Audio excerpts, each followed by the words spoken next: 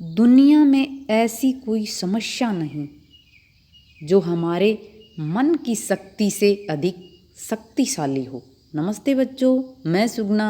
आज की वीडियो में हम हमारी हिंदी पाठ्य पुस्तक आरोह भाग 1 कक्षा 11वीं का पाठ गलता लोहा दूसरे भाग में इसको आज हम पूरा करेंगे। गलता लोहा के लेखक हैं शेखर जोशी। पहले भाग में हमने पढ़ा था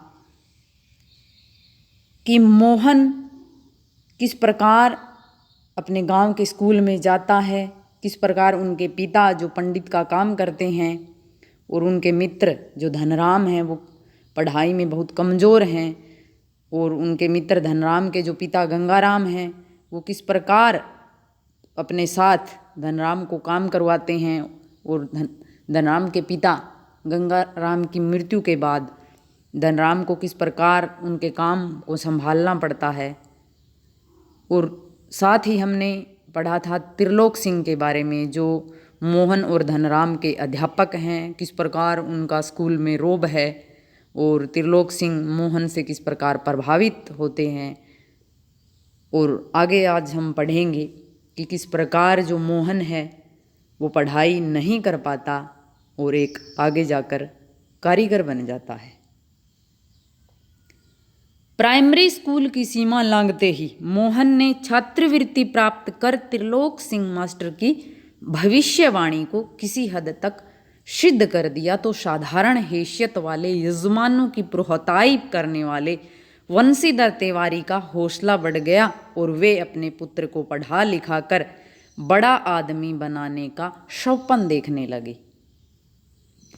कि प्राइमरी यानी कि 5वीं कक्षा पास करने के बाद मोहन को छात्रवृत्ति यानी कि स्कॉलरशिप मिल गई। उनके जो अध्यापक थे त्रिलोक सिंह, उनकी भविष्यवाणी क्या थी कि मोहन बड़ा होकर के बड़ा आदमी बनेगा, सरकारी जॉब लगेगा। तो यहाँ किसी हद तक की सिद्ध कर दिया कि पढ़ाई में अच्छे नंबरों से वो पास आ गया था। साधारण हैसियत यानी कि सामान्य लोग, यजमान होते हैं यज्ञ करवाने वाले, धार्मिक कार्य करवाने वाले।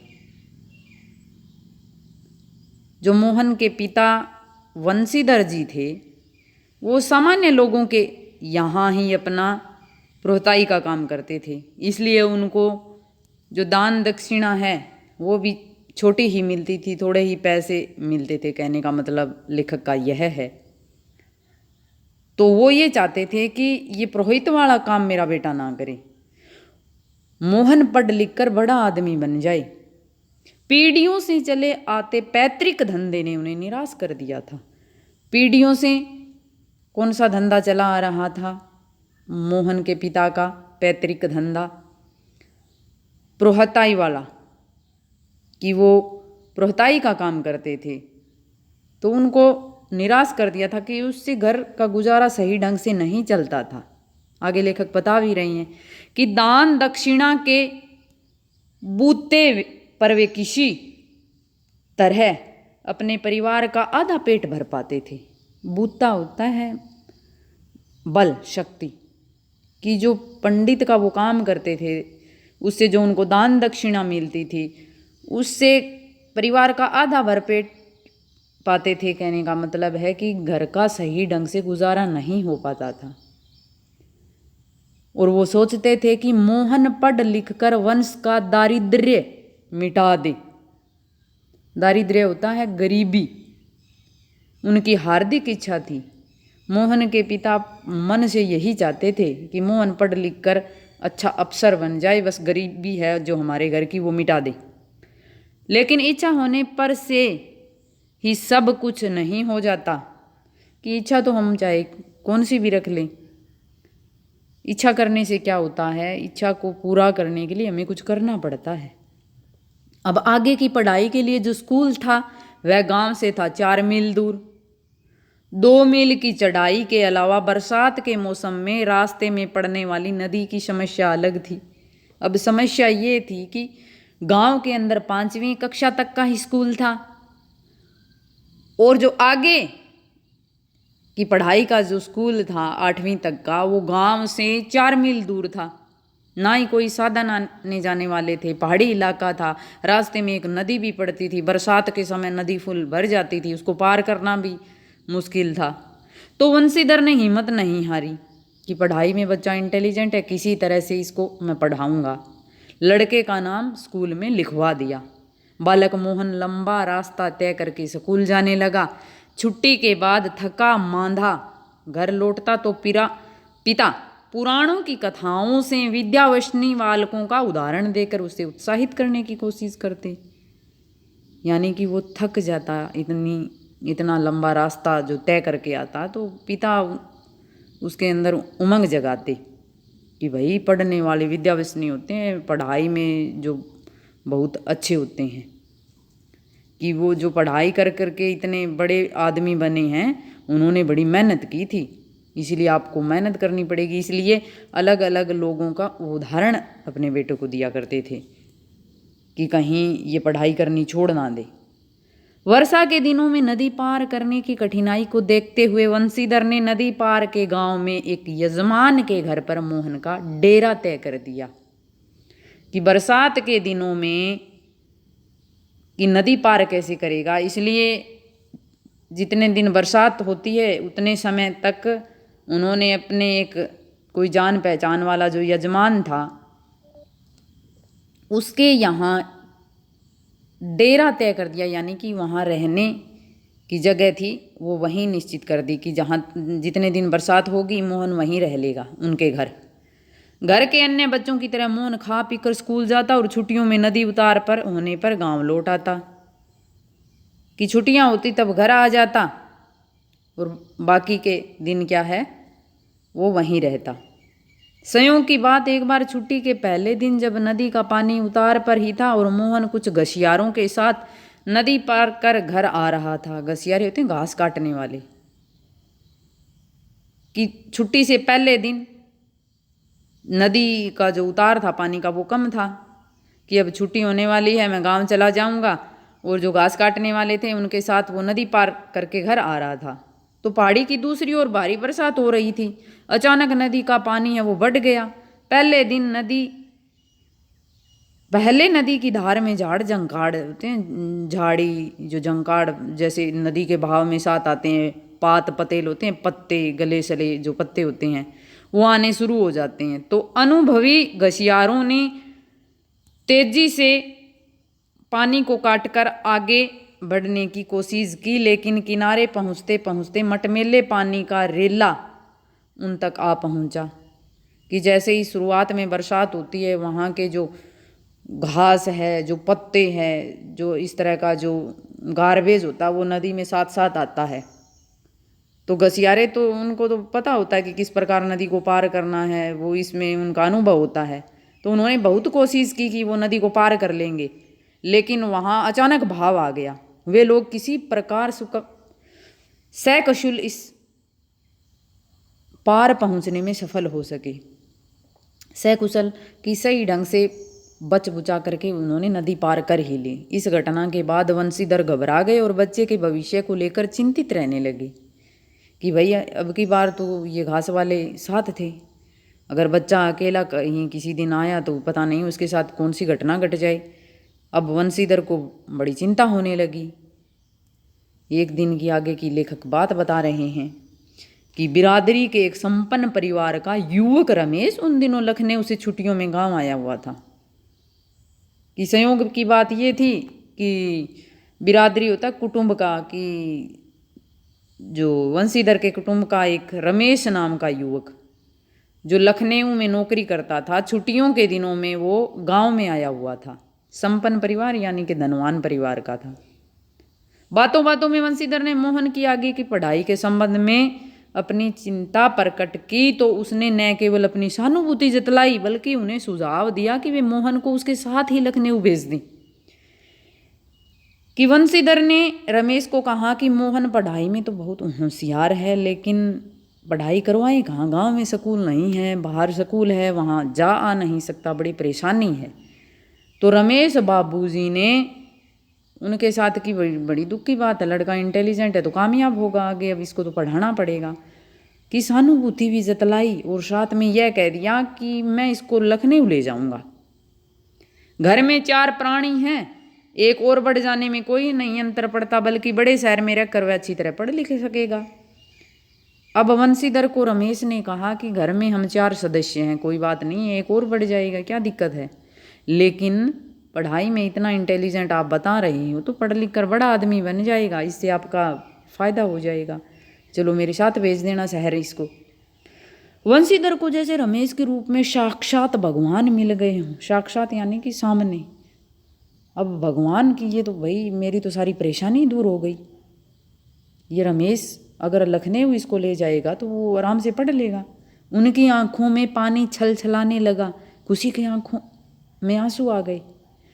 भरे गले से वे केवल इतना ही कह पाए कि बिरादरी का यही सहारा होता है, कि परिवार वालों का, कुटुंब कबीलों का तो यही सहारा होता है कि इतनी मदद कर दे। छुट्टियां शेष होने पर रमेश वापस लौटा तो माँ बाप और अपनी गांव की दुनिया से बिछुड़कर सहमा सहमा सा मोहन भी उसके साथ लखनऊ आ पहुंचा।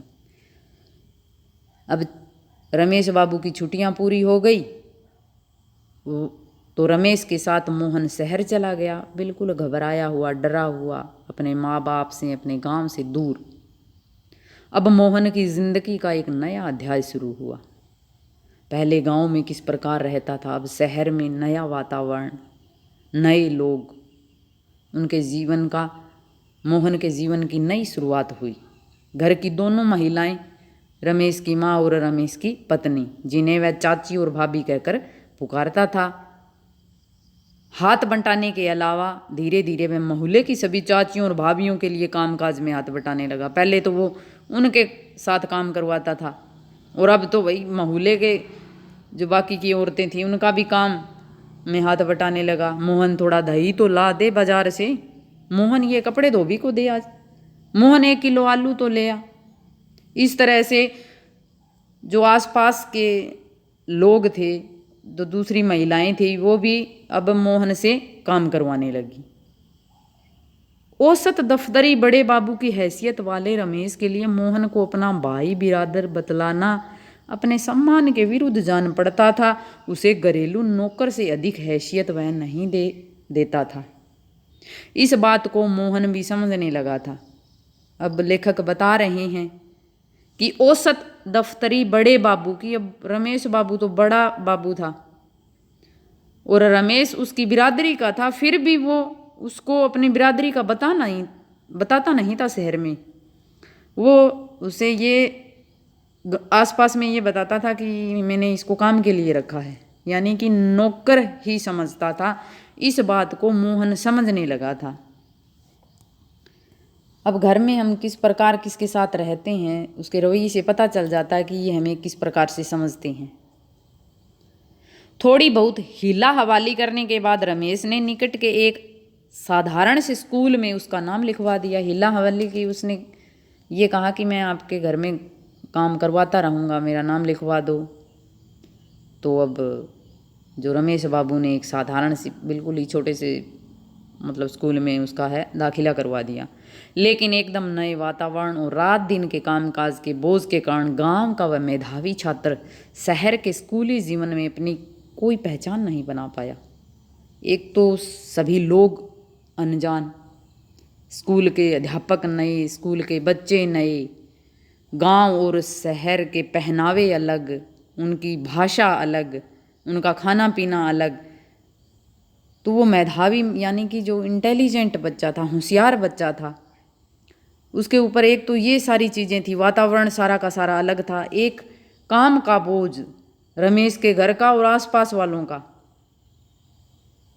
तो वह उसके अनुकूल ढल नहीं पाया। लेखक ये बताना चाहते हैं उसका जीवन एक बंधी बंधाई लीक पर चलता रहा। लीक यानी कि परंपरा। साल में एक बार गर्मियों की छुट्टी में गांव जाने का मौका भी तभी मिलता जब रमेश या उसके घर का कोई प्राणी गांव जाने वाला होता, वरना उन छुट्टियों का भी अगले दर्जे की तैयारी के नाम पर उसे शहर में ही गुजार देना पड़ता था। कि उसकी छुट्टियां हो जाती स्कूल की, लेकिन वो गांव कब जाता, जब रमेश के घर का कोई गांव जाता। दर्जे यानी कि 1 साल के बाद। सवाल रमेश और उसकी गृहस्थी की सुविधा असुविधा का था कि घर वाले जाएंगे तभी वो जाएगा। मोहन ने परिस्थितियों से समझौता कर लिया था क्योंकि और कोई चारा भी नहीं था। जिस प्रकार उसको रहना था, जिस प्रकार उसको पढ़ना था, मोहन ने जो परिस्थितियां थी वो उसके अनुकूल ढल चुका था, उसकी मजबूरी थी। घर वालों को अपनी वास्तविक स्थिति बतलाकर वह दुखी नहीं करना चाहता था कि अपने माता पिता को ये बात बताना नहीं चाहता था कि मुझे वहाँ साधारण स्कूल में पढ़ाया जा रहा है, मुझे खाना पीना ढंग से नहीं मिल रहा, मुझे नौकरों की तरह रखा जा रहा है। ये बात वो घर वालों को नहीं बताना चाहते थे क्योंकि वहाँ भी तो स्कूल की सुविधा नहीं थी और घर वाले चाहते थे कि मोहन बस पढ़ ले, ये पंडित वाला काम ना करे। वंशीधर उसके सुनहरे भविष्य के सपने देख रहे थे कि मेरा बच्चा शहर में पढ़ रहा है, पढ़ लिख कर बड़ा अफसर बन जाएगा। अब आगे लेखक बता रहे हैं कि 8वीं कक्षा की पढ़ाई समाप्त कर छुट्टियों में मोहन गांव आया हुआ था। जब वह लौटकर लखनऊ पहुंचा तो उसने अनुभव किया कि रमेश के परिवार के सभी लोग जैसे उसकी आगे की पढ़ाई के पक्ष में नहीं थे। कि पहले जब वो 8वीं कक्षा पास करने के बाद गांव गया और गांव से वापस लौटा तो जो रमेश के परिवार के लोग थे, रमेश की माँ है, पत्नी है, दूसरे, वो ये चाहते थे कि मोहन को आगे ना पढ़ाई जाए, उसको अब हम आगे नहीं पढ़ा सकते। बात घूम फिर कर जिस ओर से उठती वह इसी मुद्दे पर ज़रूर ख़त्म हो जाती कि हज़ारों लाखों बीए एमए मारे मारे फिकार फिर रहे हैं कि जैसे ही कि पढ़ाई तो करनी पड़ेगी, पढ़ाई के बिना तो कुछ नहीं है। तो वो लोग इस बहाने से इस बात को टाल देते कि लाखों फिर रहे हैं बीए एमए किए हुए, आज के ज़माने में कोई नौकरी नहीं। इस तरह का बहाना बनाकर वो यही बात बताना चाहते थे कि आगे मत पढ़ो, ऐसी पढ़ाई से अच्छा तो आदमी कोई हाथ का काम सीख ले। अब घर वाले ये राय दे रहे हैं कि पढ़ाई लिखाई से कुछ नहीं, कितने लोग पढ़े लिखे फिर रहे हैं, हाथ का काम सीख लो, काम आएगा, ये अच्छा है। रमेश ने अपने किसी परिचित के प्रभाव से उसे एक तकनीकी स्कूल में भर्ती करवा दिया जहाँ काम सिखाया जाता है। अब स्कूल में पढ़ाई बंद करवा दी। मोहन की दिनचर्या में कोई विशेष अंतर नहीं आया, वह पहले की तरह स्कूल और घरेलू काम में व्यस्त था। धीरे धीरे 1.5-2 साल का यह समय भी बीत गया और मोहन अपने पैरों पर खड़ा होने के लिए कारखानों और फैक्ट्रियों के चक्कर लगाने लगा। साथ में घरेलू काम और साथ में जो तकनीकी स्कूल में वो अपना जो हाथ का काम सीखता था, उसके अंदर पता नहीं कैसे समय चला गया। अब जैसे 1-2 साल से वो हाथ का काम सीखने के बाद कारखानों फैक्ट्रियों में अपनी नौकरी ढूंढने लगा। वंशीधर से जब भी कोई मोहन के विषय में पूछता तो वे उत्साह के साथ उसकी पढ़ाई की बाबत बताने लगते। बाबत होता है विषय। मन ही मन उनको विश्वास था कि वह एक दिन बड़ा अफसर बनकर लौटेगा। जब पूछते लोग आसपास के कि मोहन क्या कर रहा है तो वो बताते कि वो तो शहर में पढ़ाई करने गया।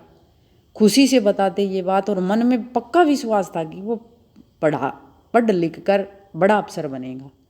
और जब उन्हें वास्तविकता यानी कि सच्चाई ज्ञान हुआ, कि सच्चाई का पता चला कि मोहन की पढ़ाई छूट गई है, उसने हाथ का काम सीखा है, अब वो कारीगर बन गया है, तो बड़ा दुख हुआ उनको। बल्कि वे लोगों के अपने स्वप्न भंग की जानकारी देने का साहस नहीं कर पाते। स्वप्न भंग, सपना टूटने का। सपना उनका कौन था कि मेरा बेटा अफसर बनेगा। अब उनका मोहन तो भाई पढ़ ही नहीं पाया, फिर अफसर कैसे बनेगा। तो ये बात वो दूसरों को नहीं बता सकते थे क्योंकि पहले तो उन्होंने बड़े उत्साह के साथ ये बता दिया कि मेरा बेटा तो अफसर बनेगा। धनराम ने भी एक दिन उनसे मोहन के बारे में पूछा था। धनराम, मोहन के मित्र ने पूछा कि मोहन क्या कर रहा है। तब वंशीधर ने घास का एक तिनका तोड़कर दांत खोदते हुए उन्होंने बताया कि उसकी सेक्रेटरिएट में नियुक्ति हो गई है। सेक्रेटरिएट होता है सचिवालय। शीघ्र ही विभागीय परीक्षाएं देकर वह बड़े पद पर पहुंच जाएगा, कि विभागीय जो परीक्षाएं होती है वो दे करके बड़े पद पर लगेगा। धनराम को त्रिलोक सिंह मास्टर की भविष्यवाणी पर पूरा यकीन था। धनराम को भी मन में पूरा विश्वास था कि मोहन बड़ा आदमी बनेगा, ऐसा होना ही था। उसने सोचा, दांतों के बीच में तिनका दबाकर असत्य भाषण का दोष न लगने का संतोष लेकर वंशीधर आगे बढ़ गए। अब झूठ बोल रहे थे वंशीधर तो, और दांतों में तिनका दबाने से हो सकता है ऐसी उनकी विचारधारा थी, कोई सोच थी कि दांतों में तिनका लगाकर झूठ बोल देंगे तो जो बात हमने कही है वो झूठ नहीं होगी, पाप नहीं लगेगा। तो यही बात लेखक यहाँ बता रहे हैं कि असत्य भाषण का दोष नहीं लगेगा। संतोष था इस बात का कि झूठ तो बोल रहा हूँ लेकिन मुंह में दांतों में मैंने तिनका दबा रखा है। धनराम के शब्द मोहन लल्ला बचपन से ही बड़े बुद्धिमान थे, उन्हें बहुत देर तक कचोटते रहे। अब धनराम ने यह कह दिया कि मोहन तो वही बचपन से ही बड़े तेज थे। ये बातें बड़ा दुख दे रही थी वंशीधर को।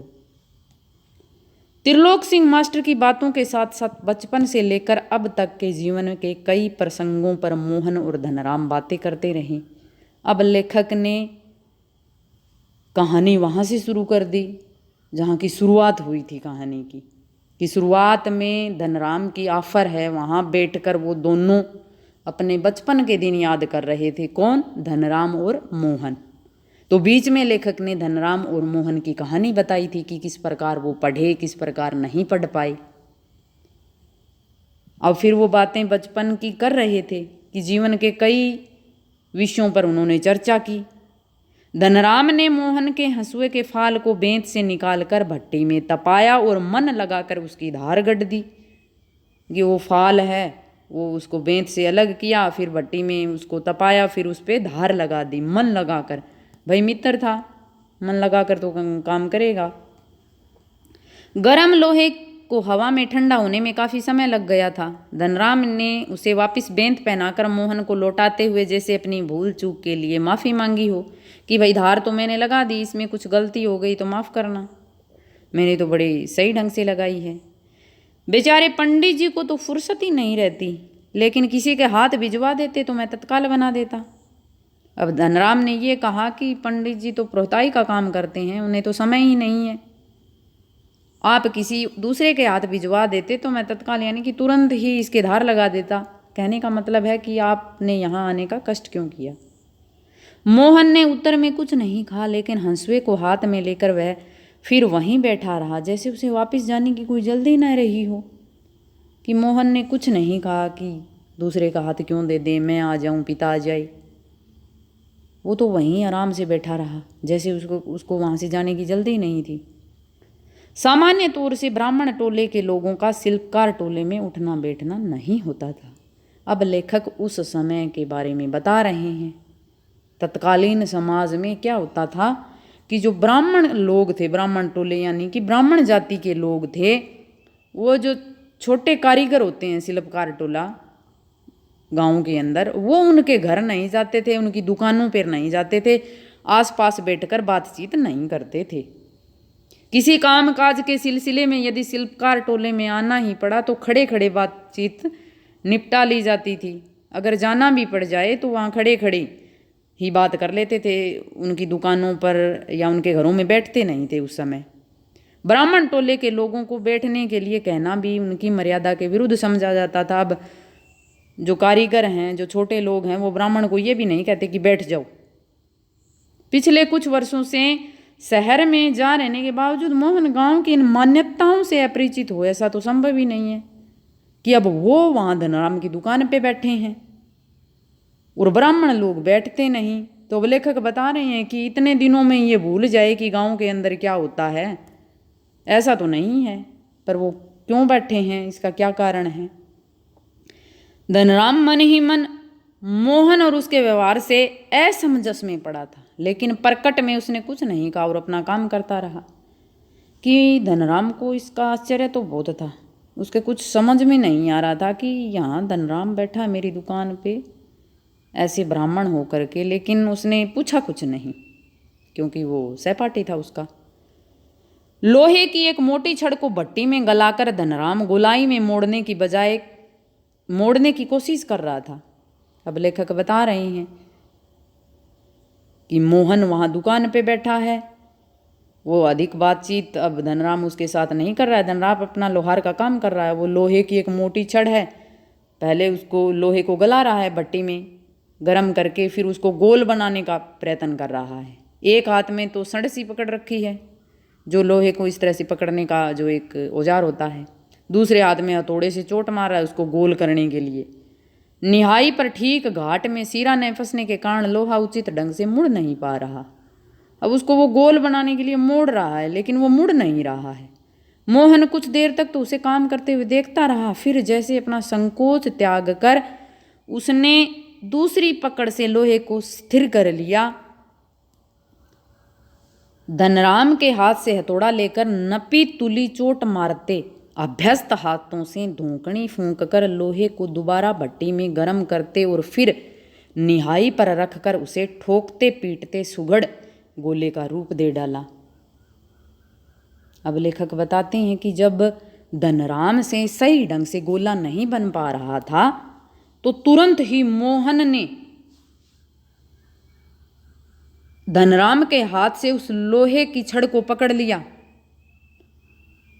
नपी तुली चोट, यानी कि जैसे वो पहले बहुत अधिक ऐसे इस तरह से नपी तुली चोट मार रहा था अभ्यस्त हाथों से, यानी कि वो लोहार का काम कर रहा था पहले, उसको सारी जानकारी थी कि जैसे ही भट्टी में फूंक मारकर लोहे को गर्म किया, फिर निहाई में रखकर बाहर निकाल कर ठोकते पीटते एक सुघड़ होता सुंदर घड़त वाला गोला बना दिया। मोहन का यह हस्तक्षेप इतनी फुर्ती और आकस्मिक ढंग से हुआ कि धनराम को चूक का मौका ही नहीं मिला। कि जैसे ही मोहन ने तुरंत उनसे वो गोला छीन करके अच्छे ढंग से गोला बना दिया अचानक से, कि धनराम को तो कुछ कहने का, कुछ देखने का, कुछ सोचने का मौका ही नहीं मिला। वह अवाक मोहन की ओर देखता रहा। वह बिना बोले ही, अवाक होता बिना बोले ही, चुपचाप मोहन को देख रहा था कि इस प्रकार मोहन बना रहा है। ये पिक्चर में दिखा रखा है। यहाँ ये धनराम चुपचाप देख रहा है। धनराम की दुकान है, ये यहाँ आग जला रखी है, ये रमेश हैं, ये हाथ में हथौड़ा है, इसने ये गोल ऐसे गोलाकार में ये लोहे की छड़ बनाई है। उसे मोहन की कारीगरी पर इतना आश्चर्य नहीं हुआ जितना पुरोहित खानदान के एक युवक का इस तरह के काम में उसकी भट्टी पर बैठकर हाथ डालने पर हुआ। वह संकित दृष्टि से इधर उधर देखने लगा कि अब धनराम को इस बात की हैरानी नहीं थी कि इसने ये गोला बना दिया, उसको तो इस बात से शंका हो रही थी कि पंडित खानदान का लड़का मेरी दुकान पे बैठा है और मेरी भट्टी में काम कर रहा है। वह इधर उधर देख रहा है, कोई देख ना ले। धनराम की संकोच, असमंजस और धर्म संकट की स्थिति से उदासीन मोहन संतुष्ट भाव से अपने लोहे के छल्ले की त्रुटिहीन गोलाई को जांच रहा था। त्रुटिहीन जिसमें कोई कमी ना हो, संकोच, शर्म, असमंजस, समझ में ना आए कोई बात, कि मोहन को इस बात से कोई मतलब नहीं था कि धनराम को संकोच है या धनराम को समझ में नहीं आ रहा है और वो किस संकट की घड़ी में गुजर रहा है। मोहन तो बड़े संतुष्ट भाव से, बड़े संतोष भाव से अपने छल्ले को देख रहा था कि मैंने गोल छल्ला बना दिया जिसमें कोई कमी नहीं। उसने धनराम की ओर अपनी कारीगरी की स्वीकृति पाने की मुद्रा में देखा। मुद्रा होता है भाव, स्वीकृति, मंजूरी। कारीगरी जो धनराम ने, मोहन ने जो काम किया था, जो गोला बनाया था, तो उसने धनराम की तरफ देखा कि भाई हाँ ठीक ढंग से बना दिया ना मैंने, बिना बोले ही, ऐसे ही सांकेतिक भाषा से। उसकी आंखों में एक सर्जक की चमक थी। अब लेखक बता रहे हैं कि बहुत खुश था मोहन इस बात से। सर्जक होता है नई चीज बनाने वाला, कि उसकी आंखों में उसके काम करने की जो कला थी, उसकी चमक थी, जिसमें न स्पर्धा थी न किसी प्रकार की हार जीत का भाव। स्पर्धा होती है होड़ कि, उसमें कोई होड़ नहीं थी कि मैं उच्च जाति का हूँ, बड़ा जाति का हूँ। ना ही हार जीत का भाव था कि मैं आगे चला गया या मैं पीछे आ गया, या मैंने सही काम कर दिया या आपने गलत कर दिया। उसके तो सिर्फ अपने काम की खुशी थी, जो वो अपने मित्र को बताना चाहता था कि मैं भी बहुत सही ढंग से ये काम कर सकता हूँ। आशा है कि आपको अच्छे से पाठ समझ में आ गया होगा। अब आप को मैं बताऊंगी कि किस प्रकार आपके एग्ज़ाम में 6 नंबर का गद्यांश आता है। गद्यांश यानी कि जो आपकी रचना होती है, जो गद्य रचना होती है, उसका कोई अंश दे दिया जाता है, कुछ पंक्तियाँ दी जाती है, 3-4 लाइनें दे दी जाती है। पाठ में से 4 या 5-6 लाइनें दी जाती है। आपको बताना होता है कि ये पंक्तियाँ, ये गद्यांश कौन से पाठ में ऐसे आया है, इसको किसने लिखा है, इसमें क्या लिखा है। तो उसके लिखने का ढंग होता है, उसमें आपसे पूछा जाता है कि सह प्रसंग व्याख्या करें। तो सबसे पहला आप पॉइंट लिखोगे प्रसंग। जैसे इस पाठ में से ये लाइनें दी है, इसको हम गद्यांश कहेंगे कि बिरादरी के एक संपन्न परिवार का युवक रमेश उन दिनों लखनऊ से छुट्टियों में गांव आया हुआ था। ये हमने पढ़ा था, पूरा मैं पढ़ के नहीं बताऊंगी आपको, वीडियो ज़्यादा लंबी हो जाएगी। तो इसमें हमें पता चल रहा है कि जब रमेश और मोहन के पिता की वार्तालाप हुई थी, उसका जिक्र यहाँ हुआ है। तो आपको इन पंक्तियों को पढ़ते ही आपको पता चल जाएगा कि हमारी हिंदी पाठ्य पुस्तक से ली गई है। 3 बातें आपको बतानी है, एक तो कि पुस्तक का नाम, लेखक का नाम, पाठ का नाम। ये हमारी हिंदी पाठ्य पुस्तक आरोह भाग 1 में से गलता लोहा कहानी से ली गई ये पंक्तियां हैं, जिसको लिखा है शेखर जोशी जी ने। और इन पंक्तियों में क्या बताया गया है वो भी आप एक लाइन में लिखोगे। फिर व्याख्या, जो हमने पाठ में साथ साथ में कर ली थी। व्याख्या का मतलब सरल अर्थ करके लिखना है। ऊपर अगर मुहावरे दिए गए हैं, कठिन शब्द दिए गए हैं, अगर संवादात्मक शैली है तो हम वर्णात्मक शैली में लिखते हैं। इस तरह से सरल करके बिल्कुल स्पष्ट भाषा में हमें ऊपर वाली बात नीचे बतानी होती है। फिर यहाँ हमें बताना होता है विशेष अंत में कि जो इन पंक्तियों की खास बात क्या है, भाषा कौन सी है, शैली कौन सी है, शब्द कौन से हैं। तो विशेष में सबसे पहले हम भाव बताते हैं कि इन पंक्तियों में लेखक ने मोहन के आगे की पढ़ाई के लिए रमेश के साथ लखनऊ जाने का वर्णन किया है। इन पंक्तियों में कुछ भी बताया गया हो वो पहले पॉइंट में हम यहाँ लिखते हैं। फिर दूसरे में हम लिखते हैं भाषा किस तरह की है, सहज सरल भाषा है, हमने पाठ पढ़ा था, हमारे समझ में आ गया था बिल्कुल आसान तरीके से। वर्णात्मक शैली में ये बातें बताई गई है। शैली होता है तरीका, ढंग कि किस ढंग से लिखा हुआ है। तत्सम शब्दावली की अधिकता है पाठ के अंदर। धन्यवाद।